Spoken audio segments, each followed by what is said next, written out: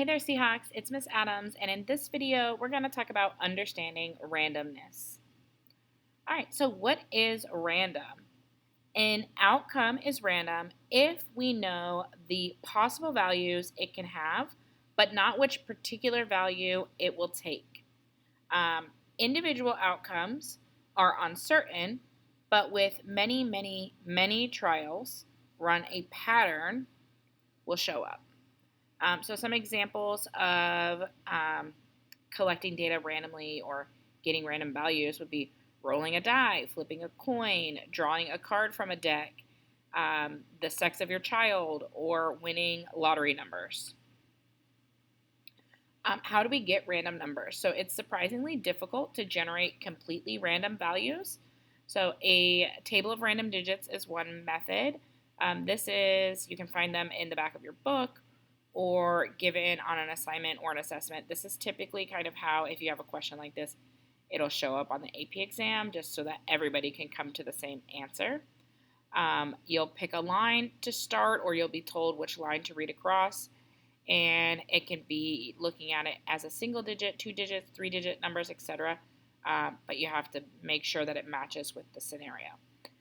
In your calculator, you can go to math, then go over to the section called probability, which is PRB, and then you could go to random integer, and you could set like what's your lower and upper limit for your random numbers.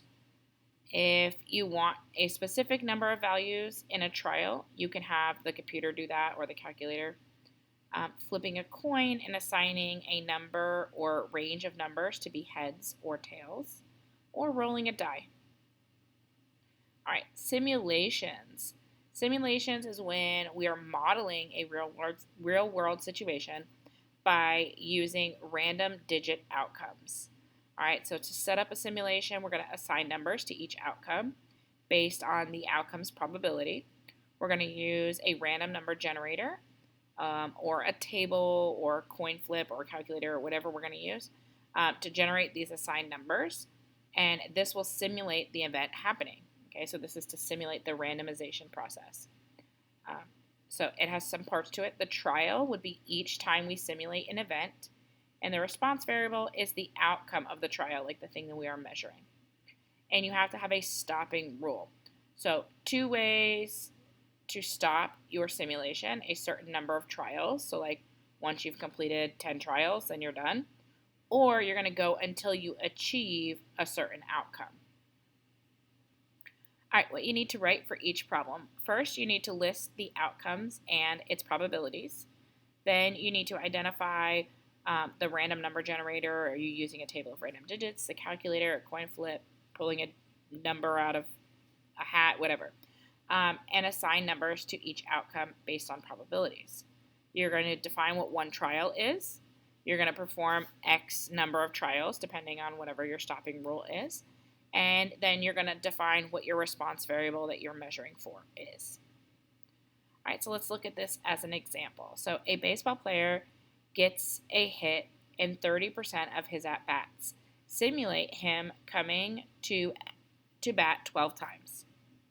All right, so first, what are my possibilities? So it's either a hit or not a hit. He gets a hit 30% of the time, which means he gets not a hit 70% of the time. We're going to use the table of random digits below, okay, which we can now abbreviate TRD. We're going to say these are some different ways that we could set up the numbers, right? So hit could be the numbers 1, 2, 3.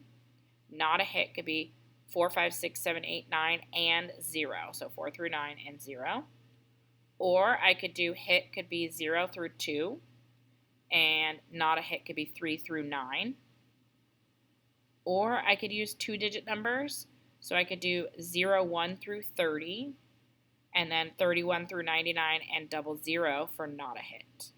Okay, there's more ways than that even I could set this up, but those are some examples. One trial is going to be equal to 1 at-bat, and I'm going to perform 12 trials, 12 at-bats, and the response variable that I'm looking for is the number of hits. Okay, so how many hits does he get? All right, so I'm going to go with this method for numbers. I'm going to use 1, 2, 3 as a hit, 4, 5, 6, 7, 8, 9, and 0 as not a hit. All right, so I'm going to make a little tallies to keep track. So 3 would be a hit. 9, my next number, is not a hit. 6 is not a hit. 3 is a hit. 4 is not a hit. 6 is not a hit. 2 is a hit. 3 is a hit. 4, not a hit. 9, not a hit. 7, not a hit.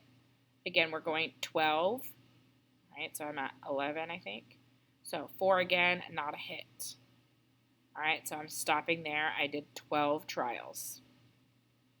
All right, so the probability of a hit would be, based on my simulation, 4 out of 12. All right, example number 2. Picking a card and looking at the suit. Simulate 10 picks. All right, so what are the different possibilities and their probabilities? So I could get a hearts, diamonds, spades, or clubs, each of them 25%. I'm going to use a table of random digits. I could say hearts are 1, diamonds are 2, spades are 3, clubs are 4, and I could ignore all the other numbers, 5, 6, 7, 8, 9, and 0. I could do heads is 1 and 2, diamonds 3 and 4, spades 5 and 6, clubs 7 and 8, ignore 9 and 0. I could use 2-digit numbers, 0, 1 through 25, 26 through 50, 51 through 75, 76 through 99, and 00. You could also use 2-digit numbers and start at 00, so it'd be 00 through 24, 25 through 49, 50 through 74, 75 through 99. Okay, so find whichever kind of method works best for you. If I can keep it to single-digit numbers, I like to do that because it's a little bit easier looking at the table of random digits, in my opinion. But sometimes I don't want to have too many numbers to ignore because then that becomes tedious as well. 1 trial equals 1 pick, so like 1 pick out of the deck of cards. My response variable is the suit of the card. That's what I'm keeping track of. I'm going to perform 10 trials, so I'm going to pick 10 cards. I'm going to make a little table to record my data. So I have hearts, diamonds, spades, and clubs. I'm going to go with this middle option here. So 1 and 2 represents the heads, 3 and 4 represents the diamonds, and so on. All right, so I'm looking at single-digit numbers. Anything that is 9 or 0, I am not counting, right? So I'm crossing out any 9s or 0s. They don't exist, right? So 6 is a spade, 4 is a diamond, 6 is a spade, 2 is a heart, 8 is a club. So I'm going to put those in my little tallies here. Then I have 8 again, which is clubs. 1 is hearts. 2 is hearts. 6 is spades. And 1 is hearts. Okay, so I can add those in, and here's what I get with my table here. All right, example 3. Back to the baseball player who gets a hit 30% of the time. Assume he gets an average of 3 at-bats per game. Simulate 15 games, recording the number of hits per game. What is the average number of hits per game? Okay, so this one's a little bit more involved. Again, we have hits 30%, not hits 70%. We're going to use a table of random digits. I'm going to let 1 through 3 represent a hit, 4 through 9, and 0 be not a hit. 1 trial is going to be 3 at-bats this time. My response variable is the number of hits in 3 at-bats, and I'm going to perform 15 trials, okay? So the number of hits could be as little as 0 to as many as 3, so I'm going to make a chart to keep track of what I'm finding here. I'm looking at single-digit numbers, and I'm looking at 3 numbers at a time. I am not ignoring any numbers, so I'm going to go ahead and separate them into 3-digit sections 15 times, right? So in this first section, 8, 0, and 5, I have no hits. The next section, 8, 3, 7, I have 1 hit, the 3. The next section, again, I have 1 hit. The next section, 1, 4, and 1, both the 1s are a hit. That's 2 hits. And I'm going to continue this process. through all 15 trials. All right, so I had some with 0 hits, where I had 5 total that I got 0 hits. I had 9 where I had 1 hit. I had 1 where I had 2 hits. So if I want to find the average, I would do 5 times 0 plus 9 times 1 plus 1 times 2 divided by 15. And I get 0.733 hits per game. Okay. Example 4, a stats class consists of 46% males. A teacher needs to pick a group of 4 students. What is the average number of males in the sample? Simulate this 10 times to make your decision. All right, so males make up 46%. That means females make up 54%. I'm going to use a table of random digits. I'm going to let males be 0, 1 through 46. Females will be 47 through 99 and 0, 0. One trial will equal 4 students. My response variable will be the number of males in that group of 4. And I'm going to perform 10 trials. Okay, so I can have as few as 0 males to as many as 4 males in a group. I am not ignoring any numbers, but I am looking at 2-digit numbers each time. All right, so I'm going to separate these, each 2 digits with a comma, and then I'm going to go 4 sets of 2-digit numbers to make one group of 4 students. And then I'm looking at the numbers, and I'm looking for any numbers that are 0, 1 through 46. All right, so in this first set, I had 1 male. In the next, I'm going to separate them again into 2-digit numbers. I'm going to separate into 4 2-digit numbers. And I'm counting for the numbers that are 46 or 1 through 46, 0, 1 through 46. That one I had 3 males.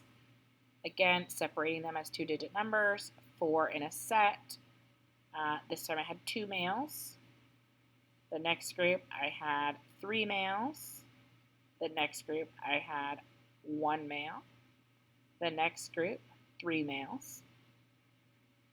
The next group, 1, 1, 2, 2.